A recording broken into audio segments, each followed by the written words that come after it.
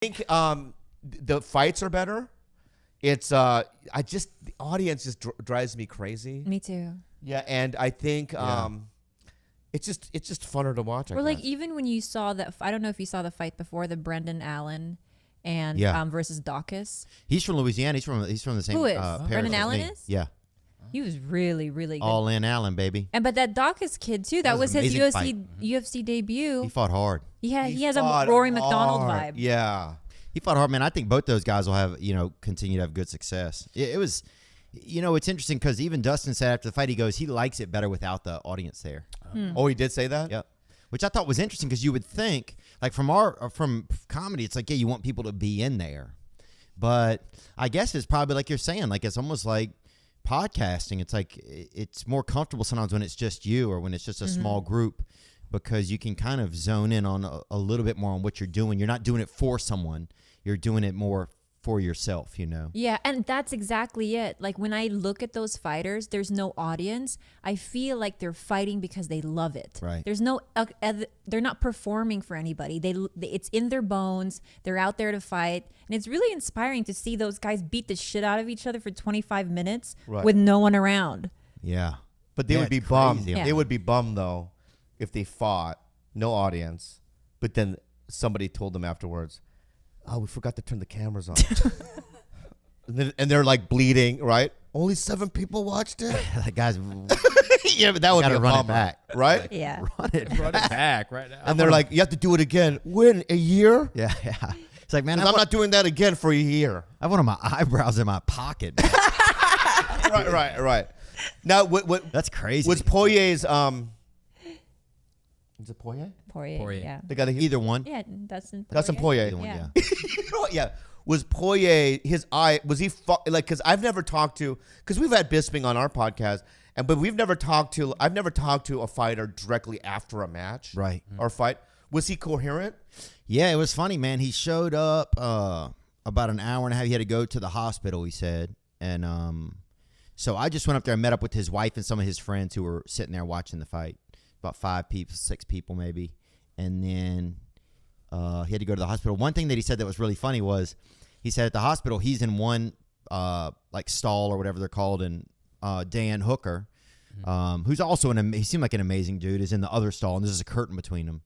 And Dustin said, he goes, and I told him, he goes, hey man, I just heard we got the fight of the night bonus. Yeah. And Hooker goes, oh, that's great, man. Still feels just the same. I would have laughed at that. Oh man, I would have laughed at that. Yeah, me too, man. That's one of the beautiful things I love about humor is that just sometimes some jokes can only happen in one space in one time. Yeah, and it can never happen again, man. Yeah, that's one of my favorite things about humor. Dustin's really funny, man. I think a lot of people don't get to see a lot of his personality, but he's really, really funny. But it was cool, man. He came back and he's just dressed like he just fucking went to a business meeting. yeah. Or something, man. They always do that. They wear a suit afterwards, right? Yeah. Like I'm a professional. Yeah. And I guess they are, man. It was fun. We got to sit and watch the fight again. So we sat and watched the fight on his computer and just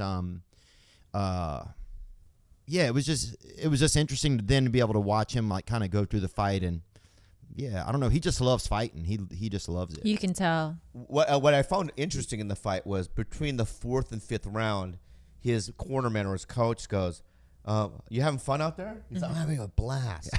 Right? Yeah. That's not what I would say. No. I'd go, oh. Yeah, I can't feel nothing. You know what I mean? Or, there's blood in my skull. I can feel blood in my skull. You know, or something like that. What would you say? I don't think I would having a blast out there. Right?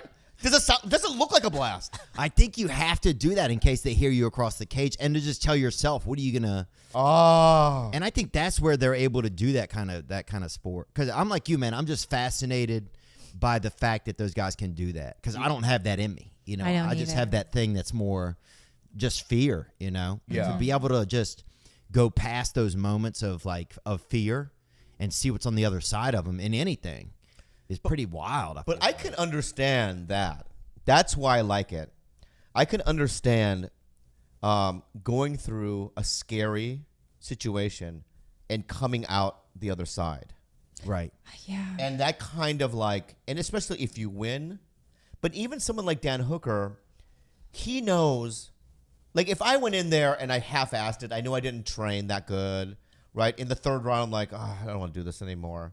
But if you're like Dan Hooker, you could tell he put everything on the fucking line. Yeah. And so he's sitting there next to Poirier and also Fight of the Night and all that. You know when you lay in bed, even though you lost, you know that it's for the history books. You know what I mean? No one's going to watch that and go, everyone said on Twitter and stuff, wow, that Dan Hooker's a beast. That was a close fight.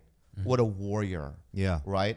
And he can take that with him in his life, and that probably motivates him for the next fight. I think it's an addiction in that way. That's right? I don't care about rankings. Like, when I look at a fighter, I always care about, and Dustin Poirier is a perfect example of that. When has he ever had a boring fight? Yeah. Like, ever. Yeah. Like, we always watch his fights. Yeah. I don't care how he's ranked, where he falls in that where he falls there. I will always watch him forever. Yeah. Yeah, there's something. Yeah, it's something. It's something to. It's something that's just amazing to see some of these guys do, how they manage it, and how they then afterwards sometimes go back to like their respectable. You know, they still respect each other and stuff. Yeah. I think there is also a level, like you're saying, Bobby, of like earning a respect, win or lose. Yeah. Feels like a win-win. Like, I thought that was a win-win for them and for bad. us. I feel bad for the ones that aren't in UFC, the amateur fighters. Oh yeah, fighting like a Holiday Inn. Yeah. Yeah, right. But then the next day they're like delivering Domino's pizza. Oh yeah, definitely, dude. Right? Yeah, with both their arms are broken, they're just balancing it on their shoulder up to the door. Yeah. I feel bad for those guys. Like even in like the Premier League in England, the soccer, right? The fourth tier guys, right? Because there's 700 teams in England, but they have their matches. They still have to go to practice, but then they also have to go to their accounting job. Yeah, in the lower tiers. In the lower tiers, yeah. Oh, okay, yeah. So I just feel bad. I just feel bad for that. But that's how you know they just love to do it. Yeah, and that's meritocracy too. You got to have that. You got to have, I think, people that earn their way into the big space. Yeah. How do you feel about comics? And I've been struggling with this for many, many years. And I think I've changed my point of view on it. Dude, we sound like smart people. Do you notice that all of a sudden?